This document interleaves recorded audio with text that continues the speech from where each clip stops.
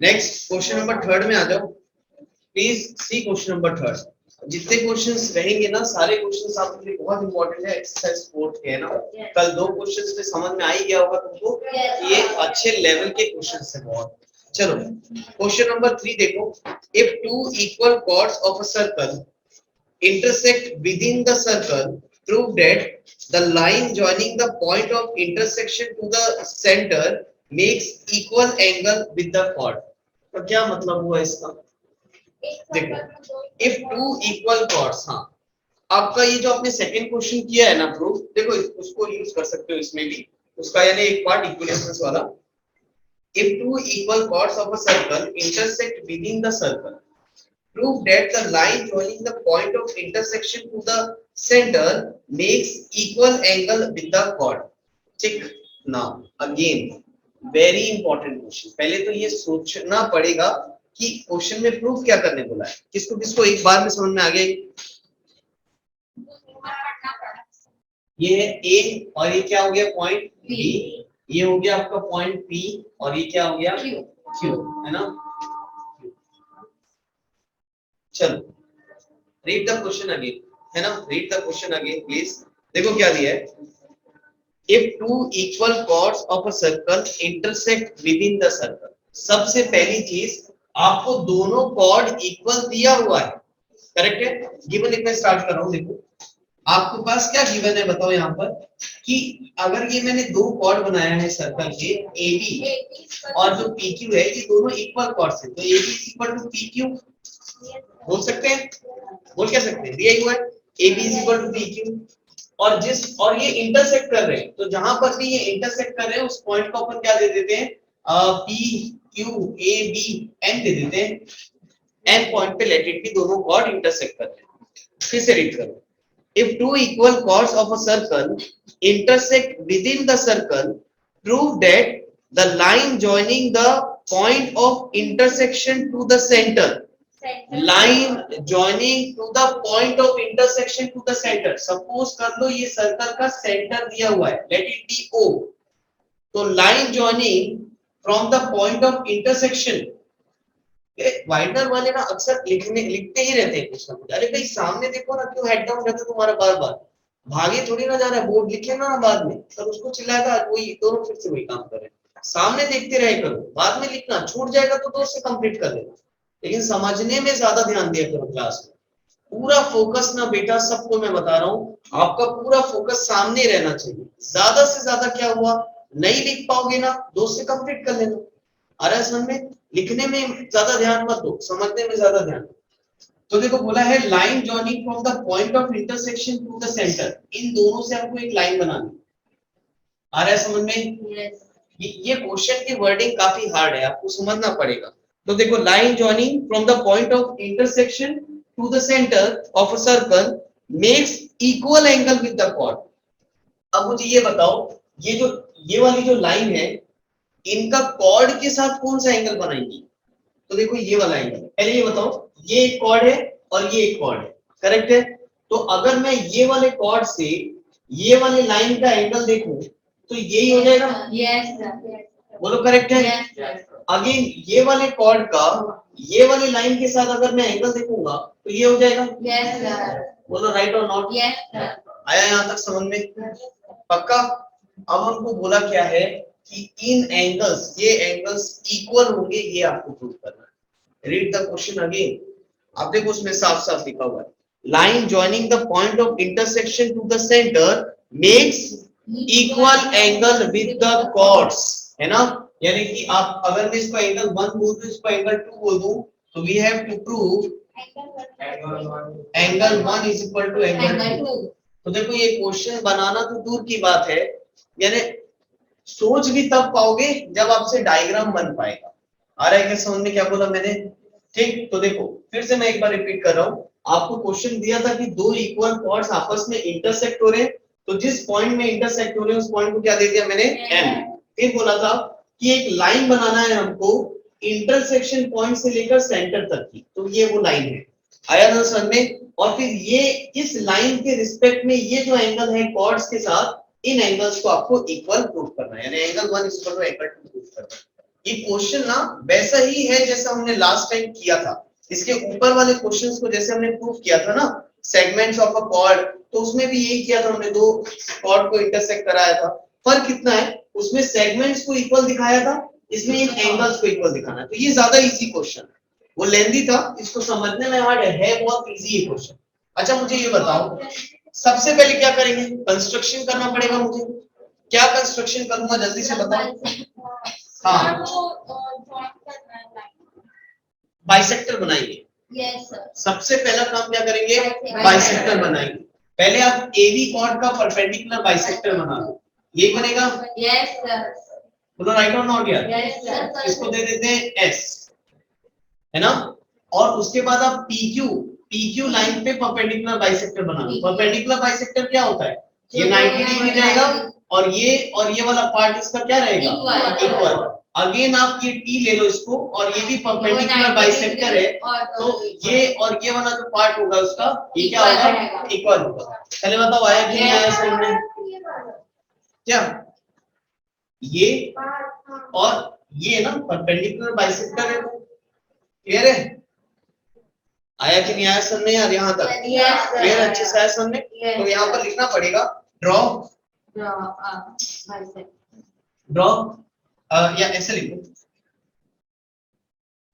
Draw S को perpendicular bisector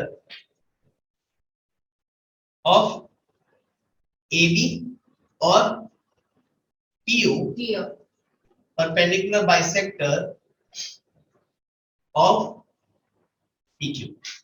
यहाँ तक आया कि नहीं आया, प्लीज चेक इट आउट। आपको धीरे धीरे एक एक स्टेप बाय स्टेप समझो। यहाँ तक आया समझ में? अब आप एक चीज देखो ध्यान से, एंगल 1 और एंगल 2 इक्वल दिखाना, तो ये बहुत इजी काम हो गया हमारे लिए। ये दो राइट एंगल ट्रायंगल दिख रहा है।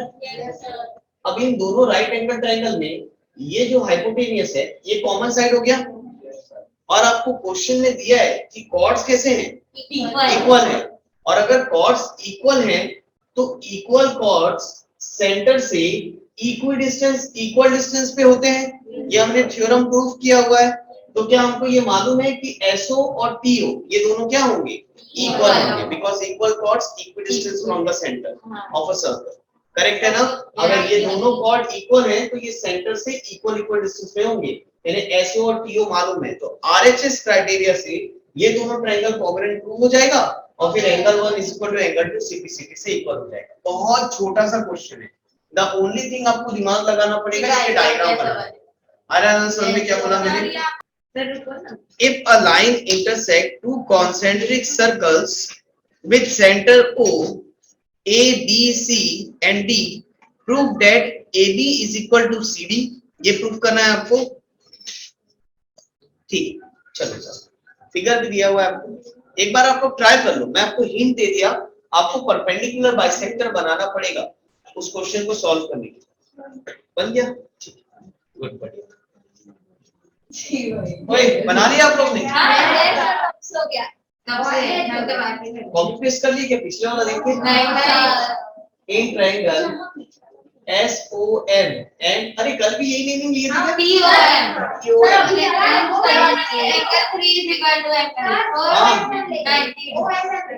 अच्छा ठीक है, OM is equal to OM which is common side, और SM is equal to SO is equal to TO, equal chords are equidistant from each other. equidistant। Sir हम तो SM is equal to MT लिखते हैं from bisector। हाँ sir, from each other क्या, SM is equal to MT वाह, from bisector। Sir बिल्कुल भी नहीं, ना इक्वल करके, अरे A इक्वल होगा और PT और TQ इक्वल होगा। एक बोल है, अरे OT एंगल बाइसेक्टर PQ का है ना, हाँ इक्वल बता दोगे, वो तो कल प्रूव किया था, मैं बोला पीछे देखिए SO इक्वल क्या TO, और क्या यार इसको एंगल 3 इसको एंगल 4 बोल देता हूं मैं, angle 4 is equal to 90 degree E, therefore triangle SOM is congruent to triangle POM by RH. Clear है ना? तो therefore angle 1 is equal to angle 2 by CPC. Clear है? यहाँ तक आया सबको अच्छे से समझ, कोई डाउट?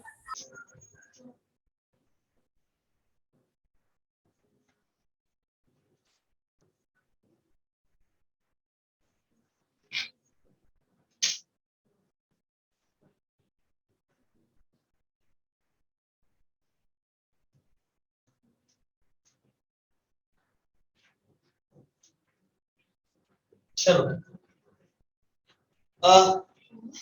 बनाए इसको, नहीं बनाओगे तो कोई बात नहीं। चलो देखो सामने, देखो सामने, देखो सामने, जिनका नहीं बनाए प्लीज सामने देखो। देखो क्या दिया है, if a line intersect two concentric circles with centre O at ABCD, ABCD मार्क कर दिया मैंने। ठीक, now what you have to prove है इसमें, AB is equal to CD. you have to prove AB is equal to what, CD। ठीक, ये आपको प्रूव करना है। कैसे करेंगे sir? By sine angle sine. नहीं, चलो हाथ से करेंगे। अब इसमें कुछ सही है, उसके अलावा कुछ जरूरत भी नहीं पड़ेगी, हाथ से हो जाएगा। अच्छा मुझे ये बताओ, यहाँ पर ना आपको ध्यान देने वाली बात ये है, दो सर्कल यहाँ पर, दो सर्कल है, एक अंदर वाला और एक क्या, बाहर वाला। तो यहाँ पर दो कॉर्ड भी दिख रहा होगा। देखो एक कॉर्ड दिख रहा होगा आपको BC और दूसरा कॉर्ड दिख रहा होगा आपको, बोलो करेक्ट है? यस। अब हम क्या करें, सेंटर से परपेंडिकुलर लाइन बना। अब देखो सेंटर से परपेंडिकुलर लाइन बना, ठीक? Yes sir. सेंटर से परपेंडिकुलर लाइन एक कॉर्ड पे बनाते हैं तो वो कॉर्ड को हमेशा बाइसेक्ट करती है। Yes sir. नहीं अपन ने, अगर आप सेंटर से एक परपेंडिकुलर लाइन एक कॉर्ड बनाओगे तो वो लाइन कॉर्ड को क्या करेगी, बाइसेक्ट करेगी। आया क्या समझ में? क्लियर है? इस पॉइंट को A B C D E दे देता हूं मैं। अब मुझे ये बताओ, सॉल्यूशन देखो, अगर OE हमने ड्रॉ किया है ना, draw OE perpendicular to B, लिख दूं ऐसा? प्लीज लिखो मत अभी, देखो ये अभी के सामने। तो हाँ, OE अगर आप ड्रॉ करते हो परपेंडिकुलर BC के, तो OE BC को बाइसेक्ट करेगा, ये आपको मालूम है। कोई भी लाइन सेंटर से परपेंडिकुलर ड्रॉ करते हो तो वो कॉर्ड को बाइसेक्ट करती है। यानी हम लिख सकते हैं therefore BE is equal to C। बोलो करेक्ट है? Late it B equation number 1। ये क्वेश्चन इजी इसलिए बोला था आप लोगों को। देखो मैंने एक ही परपेंडिकुलर लाइन बनाई तो वो इस कॉर्ड को क्या कर दिया, बाइसेक्ट कर दिया। BE is equal to क्या हो गया, C, ये हो गया। अब मुझे तुम बताओ, अगर कॉर्ड AD ले लूं मैं, AD समझ में आ रहा है आपको? ये देखो ये बड़े वाले सर्कल का ये जो लाइन है, कंप्लीट लाइन, ये AD ये कॉर्ड है। क्या इस कॉर्ड के लिए भी यही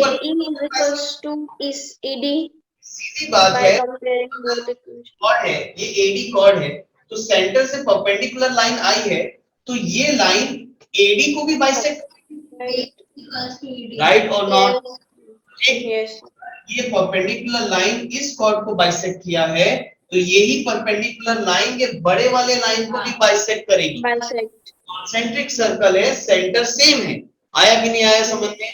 तो हम क्या AE is equals to ED must also be equal to what, BE। ओए आया समझ में? Yes sir। And by subtracting BE and EC।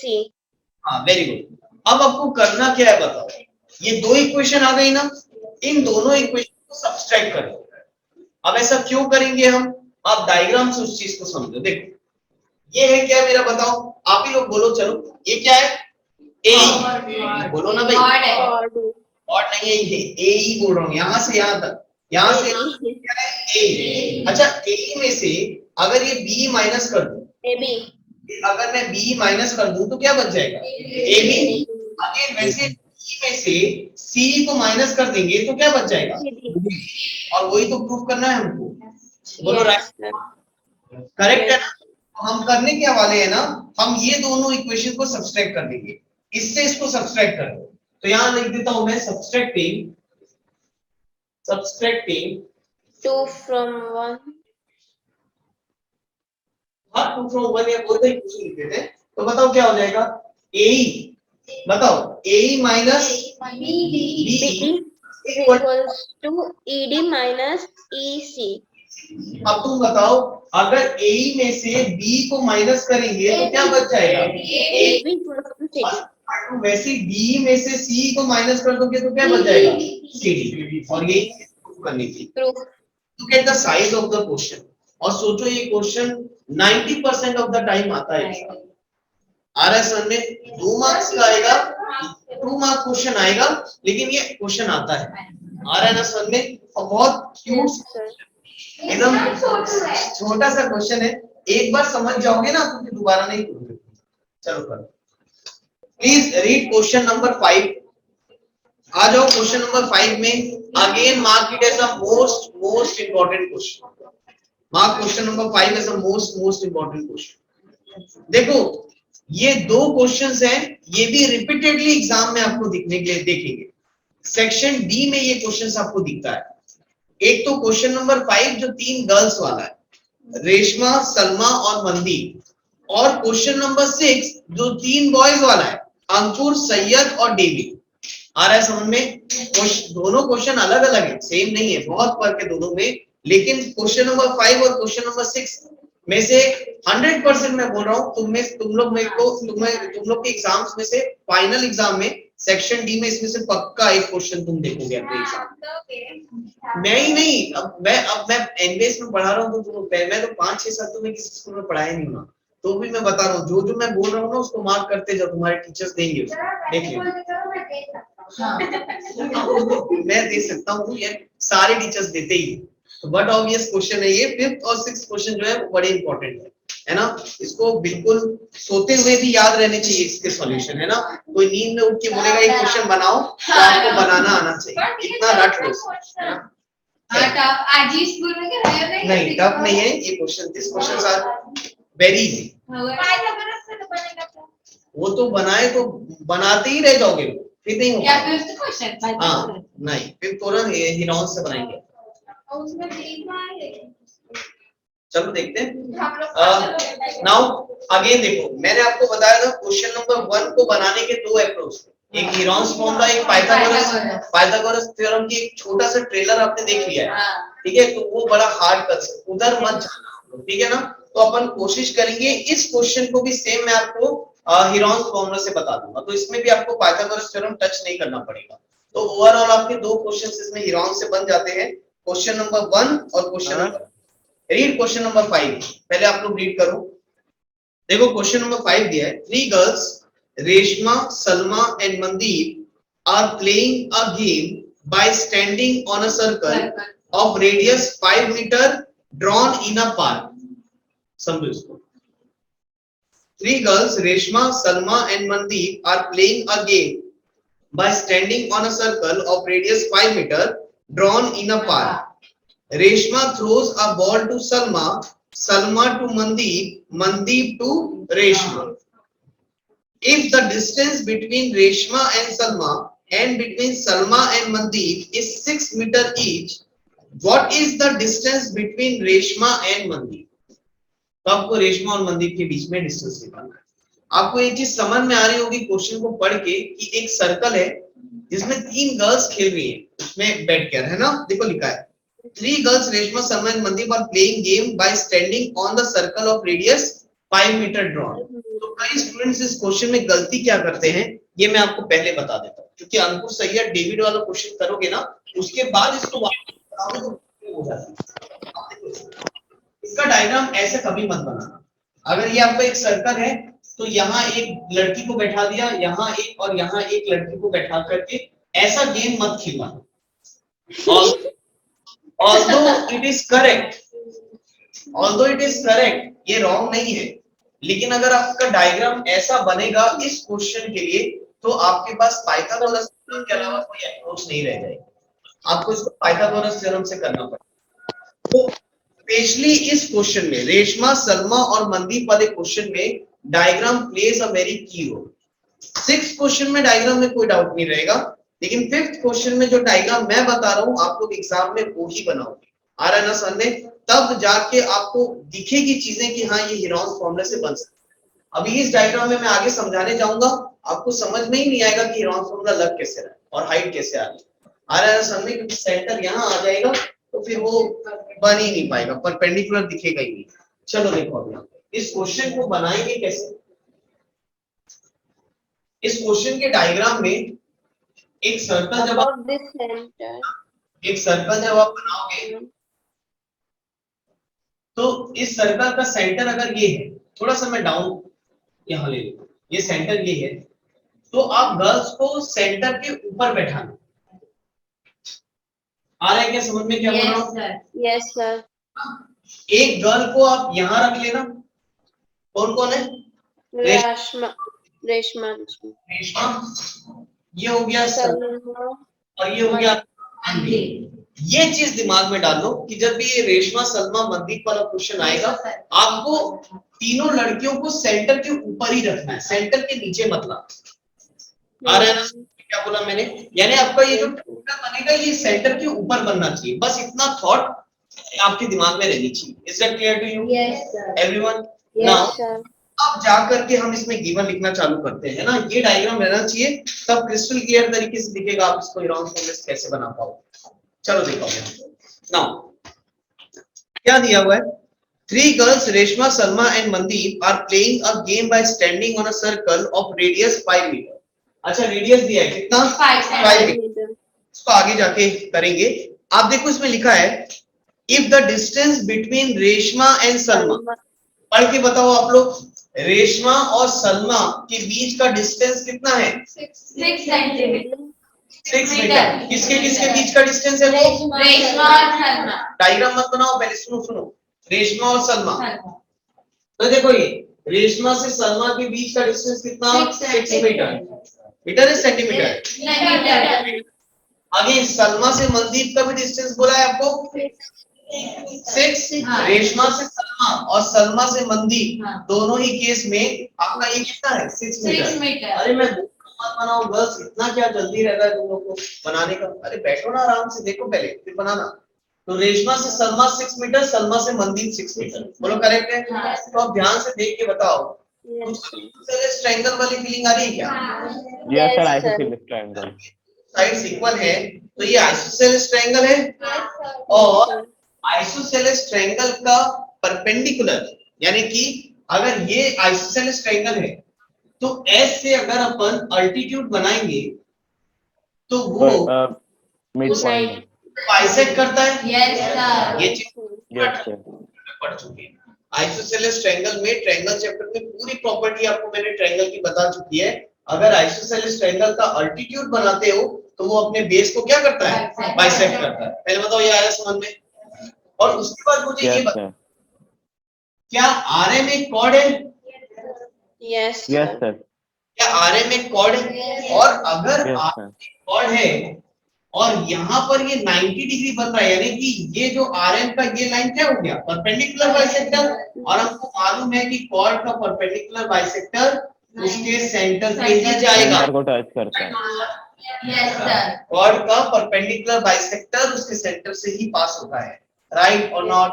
Right. अच्छे से आगे समझ में यहाँ तक जल्दी से बता, क्लियर है? तो जो जो कहानी मैंने यहाँ समझाई है उसको मैं यहाँ लिख देता हूँ। पहले देखो, लिखना कोई नहीं बता रहा हूँ, सब लोग सिर्फ रीड करो जो जो मैं यहाँ लिख रहा हूँ। मैं बोल सकता हूँ कि triangle RSM is an Isosceles triangle. Isosceles triangle, बोलो करेक्ट है? Yes sir. तो देखो, और yes sir. must be a perpendicular bisector Of RM. RM, बोलो करेक्ट है? Yes sir. क्योंकि ये आइसोसेलेस ट्रायंगल है इसलिए मैंने लिख दिया यहाँ पर। अगर आइसोसेलेस ट्रायंगल है तो ये जो है ये इसका परपेंडिकुलर बाइसेक्टर हो जाएगा। क्लियर है यहाँ तक? आया समझ? Anyone having any doubt? Now No. अब इसके बाद आप क्या करोगे? Join RO. अब इसको डॉटेड से करना ताकि आपको समझ में आए कि हमने इसको बाद में ज्वाइन किया है, नहीं तो ये भी आपको शायद दिखने लग जाएगी। देखो आरओ को मैंने ज्वाइन कर दिया। अब मुझे तुम बताओ क्या आरओ रेडियस है? हाँ है। और अगर Yes, आरओ रेडियस है तो ये कितना हो जाएगा? 5 meter. से मुझे बताओ क्या ओएस भी रेडियस है? वो भी 5। Yes, sir. सेंटर से यहाँ तक पूरा जा रहा है, ये भी हाँ। रेडियस है? Yes, तो ये भी कितना है हमारे 5 मीटर। बोलो आया कि नहीं आया समझ में? सर यार वाला सर देखो And this can say by one. आज तक का कोई भी सर्कल में पॉइंट लोगे तो ये डिस्टेंस को रेडियस बोलते हैं ना, है ना? तो रेडियस आपको 5 मीटर दिया है, यानी सेंटर से R तक का डिस्टेंस 5 मीटर। वैसे यहाँ पर भी सेंटर से S तक का डिस्टेंस कितना? 5 मीटर। तो ये दोनों आपका रेडियस दिया हुआ है। आया समझ में? बोलो आरओ को ज्वाइन क्यों किए? पेशेंस रखो। पहले बताओ यहाँ तक आया कि नहीं आया सर? पक्का एकदम क्रिस्टल क्लियर? अब देखो, अब यहाँ पर देखो ट्रायंगल, तीन ट्रायंगल ROS रॉस है ना? ROS रॉस ब्रीड है हैन की, चिकन की, जो हमारा आईबी यूज करता है, इंडियन वाटर यूज करता है ना? क्या मालूम ROS रॉस। अच्छा देखो अब ROS ये जो आपका एक ट्रायंगल नजर आ रहा है, तो तुम मुझे ये बताओ क्या इस ट्रायंगल की तीनों साइड्स मालूम है तुमको? Yes, sir. जवाब मिल जाएगा इस चीज का। तुम तो पूछ रहे थे कि क्यों हमने ज्वाइन किया। तो पहले ये बताओ ROS एक ट्रायंगल है, यस या नो? है ना? Yes. क्या उस ट्रायंगल की तीनों साइड्स आपको मालूम है? R भी मालूम है, RO भी मालूम है और SO भी मालूम है। तो एक ट्रायंगल की अगर तीन साइड आपको मालूम है तो आप हीरोन्स फॉर्मूले से उसका एरिया निकाल सकते हो। Yes. क्या? By Heron's formula. हाँ, अब बोलो। बस मजा आएगा देखो। By Heron's formula. अगर मैं ऐसा ना करवाऊं ना तो पापड़ बेलने पड़ेंगे इस क्वेश्चन को सॉल्व करने के, और फिर वो बड़ा एक हॉरर स्टोरी टाइप का लगने लगेगा। तो मैं इसलिए ऐसा करवा रहा हूँ कि तुमको इजी जाए। ये ना ये यहाँ समझने में कंसेप्चुअली ये थोड़ा सा हार्ड है, बनाने में ये क्वेश्चन बहुत इजी लगेगा। एक बार समझ में आ रहा है ना समझ में? मैं एक बार और रिपीट कर दे रहा हूँ। याद रखना इस क्वेश्चन की अप्रोच मैंने कैसे किया। पहले मैंने ट्रायंगल सेंटर के ऊपर बनाया, उसके बाद मैंने क्या किया, एस से एक परपेंडिकुलर लाइन बनाया जो सर्कल के सेंटर तक जाएगी। आया समझ में? बस इतना ही किया और फिर आरओ को ज्वाइन कर दिए। तो यहाँ से एक ट्रायंगल बन रहा है जिसमें हम हीरोन्स फॉर्मूला लगा रहे हैं। करेक्ट है? कौन सा ट्रायंगल है वो? ROS। बस इतनी सी चीज है ना? चलो अब बताओ अगर इसमें लगाओगे तो A is equal to 6 दिया है, B is equal to 5 metre, again C is equal to क्या? 5 मीटर। तो सेंटर निकालते थे आप A plus B plus 16 by 2. 8. क्या 6 plus 5 plus 5 by 2 S is 16 by 2. 16 by 8 meter. S times of S minus C. Area का formula याद तो है ना? निकालो जरा। चलो यस सर कल याद किया हूँ। ये प्लीज प्लीज यहाँ बातें मत करो। ये कितना हो गया? into 3 12 meter square. 8 को 4 into 8 को 8 चलो सर 2 into 2 4 into 2. ऐसे ही कर दिए होंगे तो ऐसे ही लिख रहे होंगे। Okay. 12 metre Meter square. Meter. Everyone got it ना? क्योंकि Yes, sir. डांस मुझे लगता है कि सबको आता होगा। क्या सेलिना आंसर आया कि नहीं आया? आंसर आया? एरिया समझी नहीं थी कि क्या बोला? Area is equal to 12 metre square. Correct है यहाँ तक? अच्छा एक मिनट, तुमने जूनियर सेक्शन में एक कंसेप्ट पढ़ा था। देखो अगर ये एक ट्रायंगल है, ये ट्रायंगल है ABC, अब इस ट्रायंगल का एरिया चाहे तुम हीरोन्स फॉर्मूले से निकालो चाहे तुम ऐसा निकालो, याद है ऐसा आप Half निकालो। into base into height. अगर ये हाइट है तो ये क्या हो गया? बेस। एक फॉर्मूला और पढ़ा था, half into base into height. या करना चाहे तुम ट्रायंगल का एरिया इस फॉर्मूले से निकालो या तुम ट्रायंगल का एरिया हीरोन से निकालो, दोनों से ही आंसर हमेशा कैसा आता है, सेम। आया ना समझ में? तो अब Yes, sir. ये सेम ट्रायंगल लेते हैं, अपन ये सेम लेते हैं और अब हम क्या करते हैं, ये वाले फॉर्मूले से इस ट्रायंगल का एरिया निकाल के देखते हैं। अब Yes. देखो, अब इसको समझो, है ना? ध्यान से इस ट्रायंगल को देखो, ROS। अगर मैं ये तो बताओ, ये एंगल 90 डिग्री है, हाँ, तो मैं इसको Height. हाइट मान सकता हूँ। yes, sir. And OS base. हाँ, जरूरी तो ही ना ऊपर से लेना है। अगर ROS मेरा ट्रायंगल है तो मैं इसको हाइट मान लूं, और अगर ये Yes, sir. तो क्या यहाँ से यहाँ तक ये क्या हो जाएगा, बेस। बोलो करेक्ट है कि नहीं? Yes, sir. अगर ये हाइट है तो 100% ये क्या हो जाएगा, बेस। तो अगर अब मैं ट्रायंगल इन ट्रायंगल ROS, उसके बाद है जस्ट, हाँ, इन ट्रायंगल ROS एरिया का फॉर्मूला लगाऊं, हाफ इंटू बेस क्या है बताओ, OS, Height. इंटू हाइट क्या है बताओ, ये है ना, H. कोई भी नाम दे देते हैं यार, RSM। M. PP. बताओ, ये ट्रायंगल का एरिया ऑलरेडी हमने हीरोस फॉर्मूले से निकाल के रखा, Yes. तो क्या एरिया की जगह 12 रखूं, Yes, sir. Is equal to half into OS, base मालूम है कितना, 5। 5 into H. आ रहा है कि नहीं आ रहा समझ में? देखो, Sir. इस मालूम है हमको, यहाँ से यहाँ तक कितना है, 5 मीटर इंटू RN की जगह क्या लिखते हैं, H क्रॉस में, H. ये 2 इधर चला जाएगा तो 12 24 by 5. नीचे आ जाएगा, upon 5 is equal to H। तो बताओ कितना, 24 बाय 5 इज इक्वल, 5. तो फाइनली बताओ हाइट कितनी आ गई, डिवाइड 4.8. 4.8. तो हाइट 4.8 8. आया कि नहीं आया समझ में? yes, sir. अगर And 4.8 plus 4.8 is equals to RM. हाँ, एक मिनट रुक जाओ बस, पहले बताओ ये क्लियर है यहाँ तक, Yes, sir. अच्छे से आया तो समझ। स्टार्टिंग में हमने ये बताया था, स्टार्टिंग में ये बताया था कि जितना RN होगा उतना ही MN भी होगा। Yes, sir. Yes, sir. Isosceles triangle है तो ये इसका परपेंडिकुलर बाइसेक्टर है, जितना RN उतना MN, तो RN कितना आया है, 4.8 meter. तो MN भी कितना आ जाएगा, 4.8 आया कि नहीं आया समझ में? Yes, sir. ये अगर है तो ये भी कितना हो जाएगा, 4.8। तो बताओ हमको क्वेश्चन में निकालने क्या बोला था, RM. Distance between French and Salma. दीप का डिस्टेंस निकालने बोला था, यानी RN निकालने बोला था, तो देयरफॉर तुम लिख सकते हो, बताओ RN कितना हो जाएगा, RN is equal to 4.8 RM plus N. आ रहा है 9 9.6 मीटर आ रहा है समझ में? Yes, sir. Yes, sir. तो आया समझ में अच्छी तरीके से? Please note it down and revise it again बेटा।